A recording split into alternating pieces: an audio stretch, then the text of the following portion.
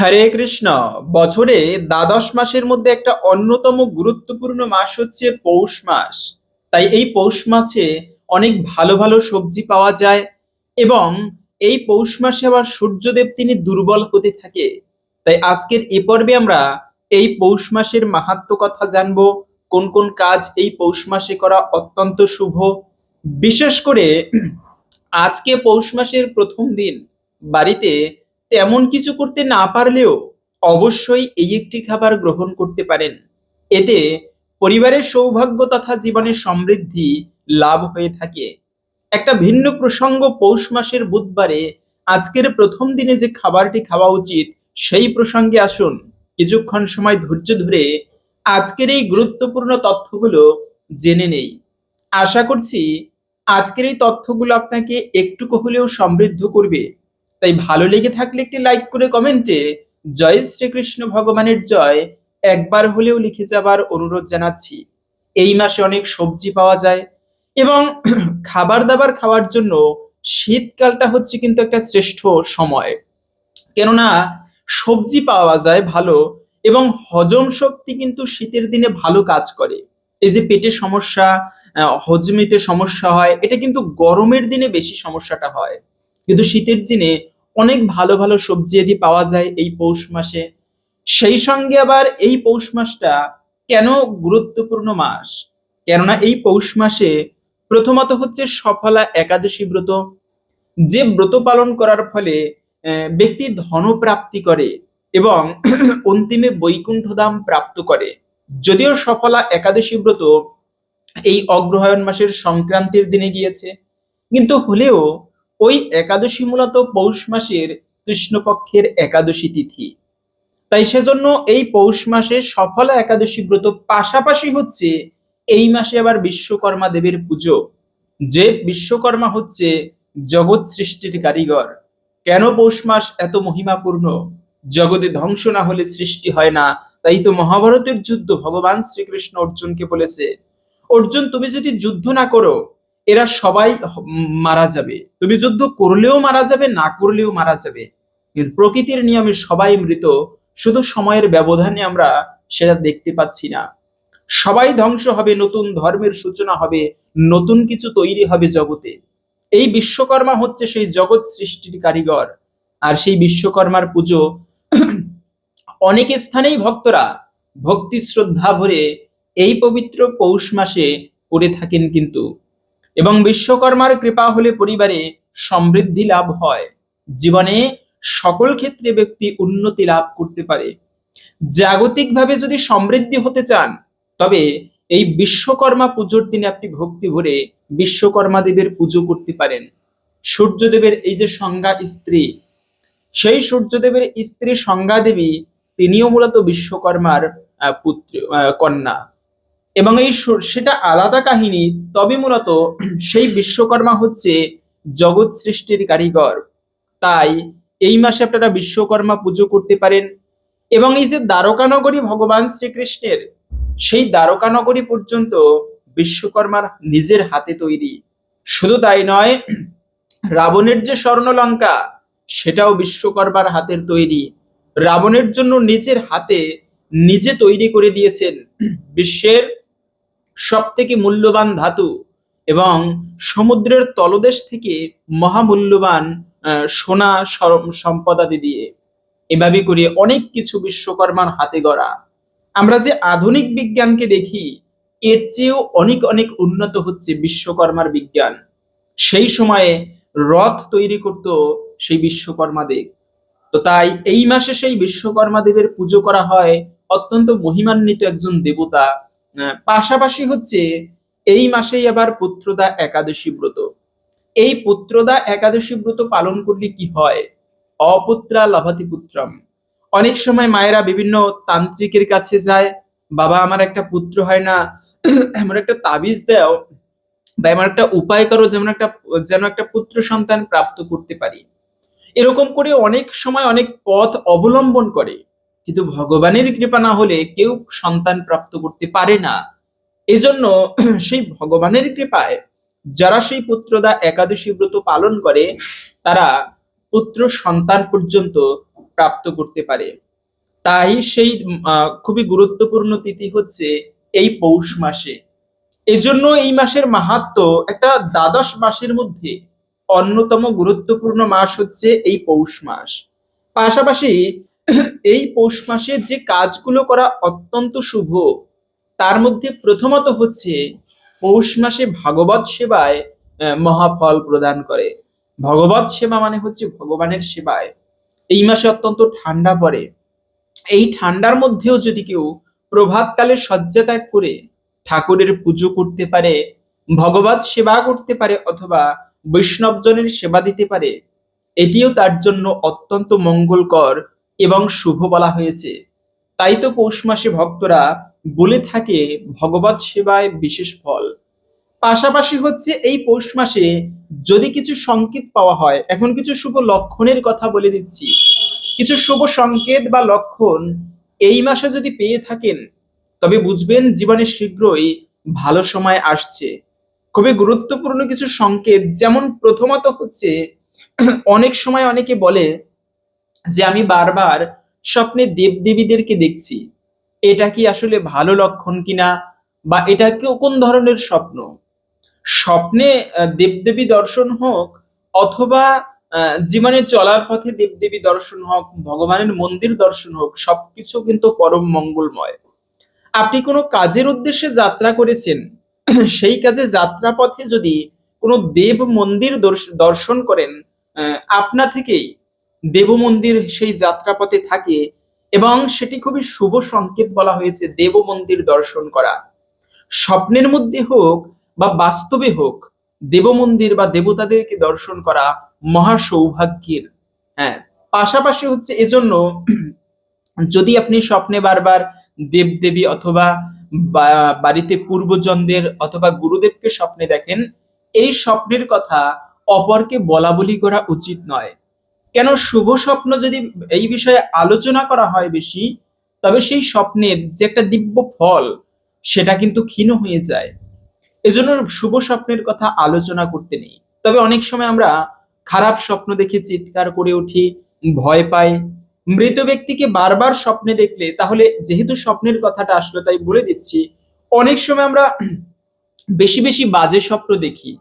যদি অতিরিক্ত বাজে স্বপ্ন দেখা হয় বা মৃত ব্যক্তিদের বেশি স্বপ্নে দেখেন, তবে এটা ভয় পাবার মতো কিছু নেই। এর একটা বিশেষ কারণ হচ্ছে বিছানায় বসে খাবার খেতে নেই। যদি বিছানায় উচ্ছিষ্ট পড়ে থাকে, তবে ওই বিছানায় ঘুমালে বাজে স্বপ্ন দেখার সম্ভাবনা অনেকটাই বেশি। কিন্তু এরকমটা হলে যে বারবার বাজে স্বপ্ন দেখছে, মৃত ব্যক্তিদের স্বপ্নে দেখছে, আপনি ভয় পাবেন না। সেই মৃত ব্যক্তির উদ্দেশ্যে ভগবানের কাছে প্রার্থনা করবেন, তার উদ্দেশ্যে একটু বিশেষভাবে পুজো দিতে পারেন। হে ঠাকুর, আর সেই ব্যক্তিটা যেখানে থাকুক সে যেন ভালোভাবে থাকে, তার আত্মার জন্য সদ্গতি হয়, এভাবে পুজো দিতে পারেন। পাশাপাশি হচ্ছে সেই বিছানাটা ভালো করে পরিষ্কার করে নিতে হয়, এবং ধুয়ে নিতে হয় বিছানা, এবং সেখানে বসে খাবার খেতে নেই, এবং একটুকু গঙ্গা জল বা পবিত্র জল বিছানার উপর ছিটিয়ে দিবেন। আশা করি এতে দুঃস্বপ্ন দেখার সম্ভাবনা থাকবে না ওই বিছানায় ঘুমালে, আর ভগবানের কৃপায় দুঃস্বপ্ন তেমন দেখবে না। এজন্য বিশেষ কারণ হচ্ছে বিছানায় বসে খাবার খাওয়া উচিত নয়। পাশাপাশি হচ্ছে যদি আরেকটা শুভ সংকেত, যে আপনি কোথাও যাত্রা করছেন, যাত্রাকালে যদি শ্বেত নন্দীর দর্শন হয় বা গাভীর দর্শন হয়, গো মাতা অত্যন্ত পবিত্রময় মা, গাভী মাতা ভগবান, যারা গাভী সেবা করে ভগবান শ্রীকৃষ্ণ তাদের অত্যন্ত ভালোবাসেন। ভগবানের সব থেকে প্রিয় প্রাণী হচ্ছে এই গাভী।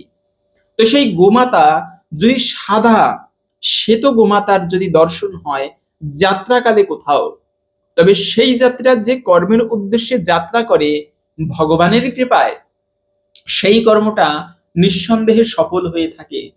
এজন্য যাত্রাকালে হাতি দর্শন করা, শ্বেত ঘোড়া দর্শন করা, অথবা শ্বেত নন্দী দর্শন করা অত্যন্ত শুভ বলা হয়েছে। তবে আরেকটা সংকেত হচ্ছে যে ভগবানের প্রতি ভক্তি বৃদ্ধি।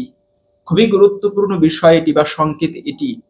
জীবনে আপনি মহা বিপদের মধ্যে পড়েছেন, ওই সময়েও যদি ভগবানের নাম আপনার স্মরণে থাকে বা ভগবানের প্রতি ভক্তি, হে প্রভু, অনেক সুখের মধ্যে থাকলে যেমন আমরা ভগবানকে ভুলে যাই, কিন্তু যিনি প্রকৃত ভক্ত, অনেক সুখ রয়েছে তার, কিন্তু ভগবানকে ভুলেনি, ভগবানের সেবা পুজো করছে ঠিকভাবে সুখের মধ্য দিয়েও, তবে মনে করতে হবে ভগবানের কৃপায় তিনি নিঃসন্দেহে তিনি একজন ভালো ভক্ত। এটি খুবই ভালো একটি সংকেত।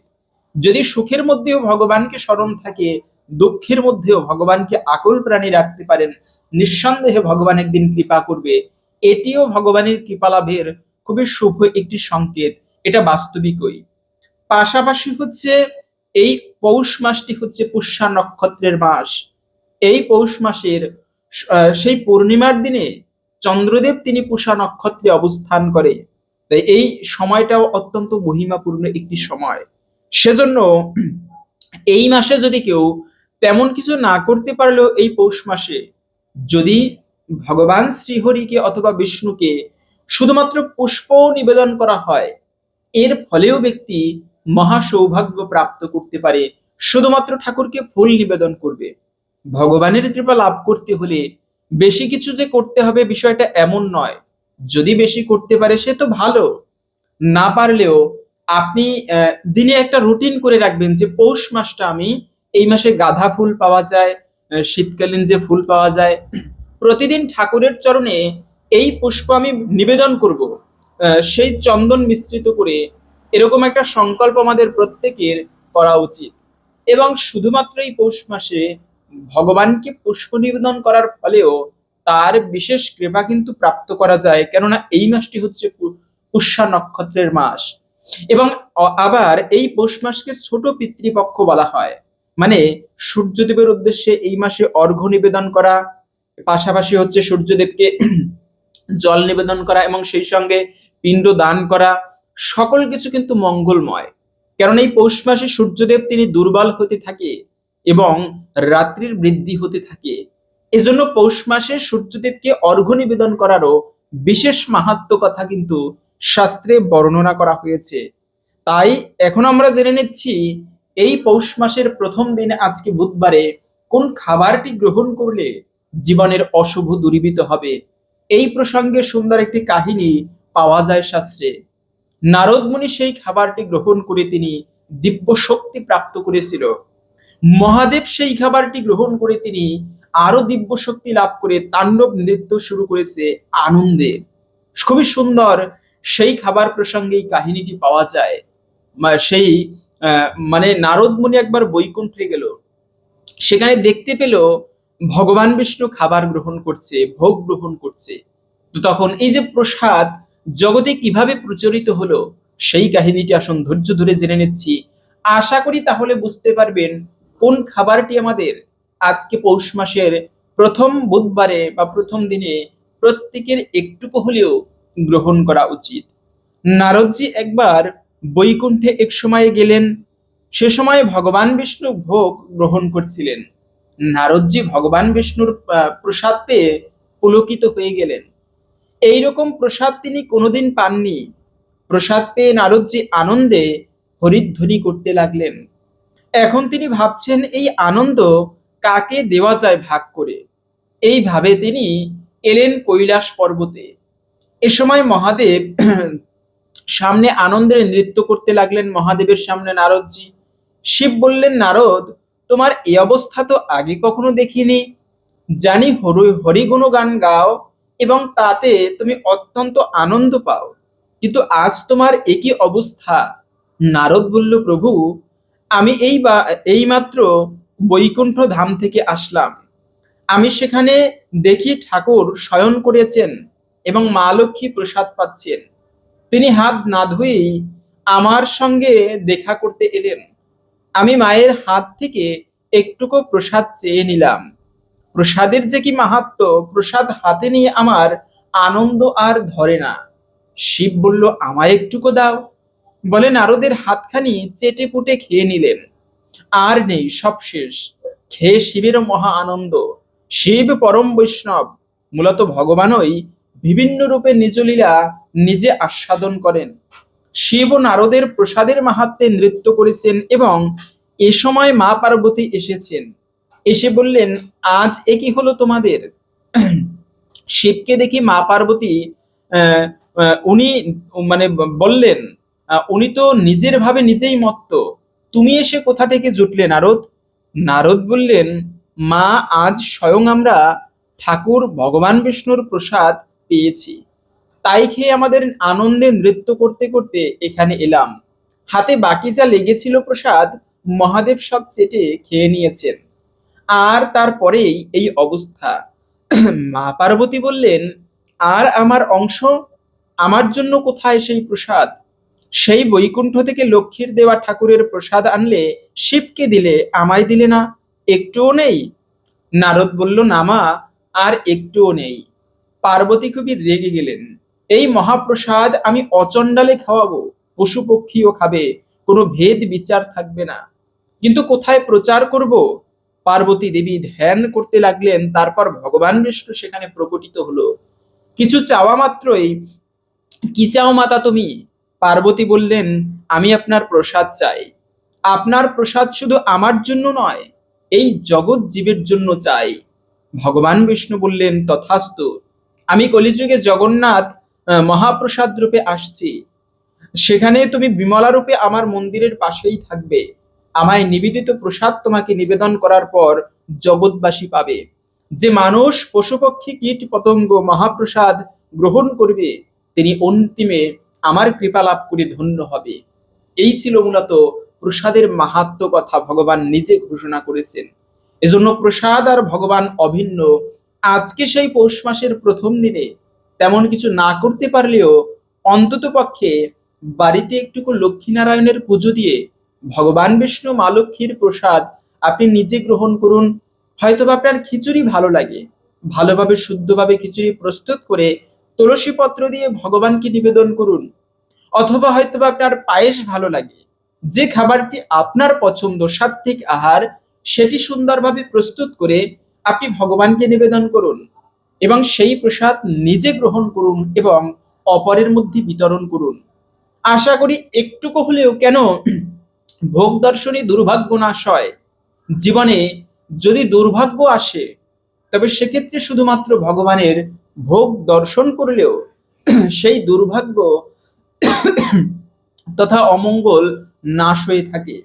এজন্য ভোগ দর্শন করা উচিত। মাঝে মাঝে ভোগ দর্শন করতে গিয়ে আবার প্রণামী ছাড়া আসতে নেই, কিন্তু এটা নিয়ম রয়েছে। ঠাকুরের ভোগ দর্শন করতে গেলে বা ভাগবত কথা শুনতে গেলে কিছু দক্ষিণা দিতে হয়। তাই সেই ভোগ দর্শন করলে জীবনের অমঙ্গল কেটে যায় এবং সেই প্রসাদ গ্রহণ করলে বলা হয়েছে, প্রসাদে সর্বদুঃখানাম হানিরস্য পূজায়তে, প্রসাদের মাধ্যমে সমস্ত দুঃখ দূরীভূত হয়। তাই আজকের দিনে সেই ভগবানের প্রসাদ গ্রহণ করুন, আশা করি একটু হলেও মঙ্গল হবে। যদি আজকের এই তথ্যগুলো জেনে আপনি সমৃদ্ধ হয়ে থাকেন, একটি লাইক করে কমেন্টে জয় শ্রী লক্ষ্মীনারায়ণের জয় একবার হলেও লিখে যাবার অনুরোধ জানাচ্ছি। ভগবানের কৃপায় আমাদের সকলের জীবনে মঙ্গল হোক, এই কামনা করে আজকের ভিডিওটি এখানে সমাপ্ত করছি। হরে কৃষ্ণ।